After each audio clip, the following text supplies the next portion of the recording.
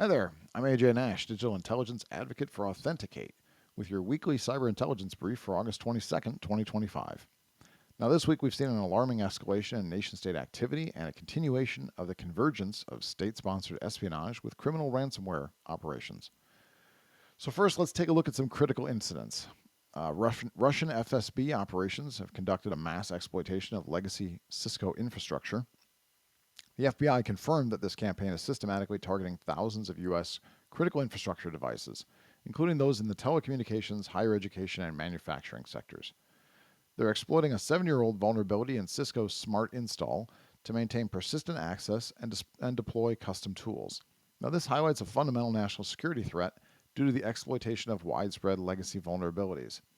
Simultaneously, Chinese nation-state actors have been weaponizing Microsoft SharePoint zero-day vulnerabilities, collectively known as ToolShell, since early July.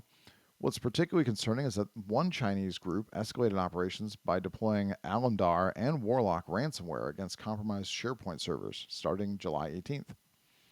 This attack allows unauthenticated remote code execution and theft of machine keys, granting persistent access even after patches. Now, CISA, they've already issued an emergency additions to the known exploited vulnerabilities, the KEV catalog, for all of these, underscoring the urgency for remediation. Closer to home, the healthcare sector suffered its second largest breach of 2025 when kidney dialysis provider DaVita was compromised by interlocked ransomware. Now, this attack, which occurred between March and April, but was just recently reported, stole personal and health information of 2.7 million patients, including names, addresses, social security numbers, and medical data. The critical nature of dialysis services makes this breach particularly alarming for patient safety, reinforcing that healthcare remains a high-value target for ransomware. Finally, public exploits have been released for chained SAP NetWeaver vulnerabilities. Now, these critical flaws, with CVSS scores of 10 and 9.1 respectively, enable authentication bypass and remote code execution with administrator privileges. Multiple ransomware groups, along with Chinese APTs, have been actively exploiting these since March. The public availability of these tools creates immediate risk for unpatched SAP environments across critical infrastructure and large enterprises. Now, all of these incidents, they highlight some key trends that we're seeing. The first one being nation-state integration of ransomware operations. And we're seeing a clear strategic evolution where Chinese and Russian threat actors, independently, are systematically incorporating ransomware deployment into traditional espionage campaigns. This blurs the lines between intelligence collection and financially motivated cybercrime, which complicates attribution and response strategies. Also, as I've been briefing for the past several weeks, threat actors continue weaponizing zero-day vulnerabilities within 24 to 48 hours of public disclosure. The SharePoint ToolShell exploits, for instance, appeared in active campaigns before vendor patches were even available. This rapid weaponization is particularly concerning because of the impact on high-value enterprise collaboration platforms and critical infrastructure systems. Another trend is the escalation of ransomware attacks targeting the healthcare sector.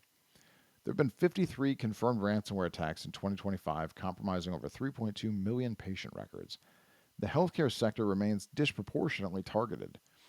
Its critical service dependencies and often inadequate cybersecurity investments make it a persistent high-value target. Now, on a positive note, international cooperation is making strides. Law enforcement's had some good wins this past week. Interpol's Operation Serengeti 2.0 achieved record results as it led to the arrest of 1,209 cybercriminals across 18 African countries and the UK. They recovered $97.4 million in stolen funds and dismantled over 11,000 malicious infrastructures. In another win for law enforcement, 20-year-old Floridian Noah Michael Urban was sentenced to 10 years in federal prison for his involvement in the Scattered Spider cybercrime organization. He was also ordered to pay $13 million in restitution.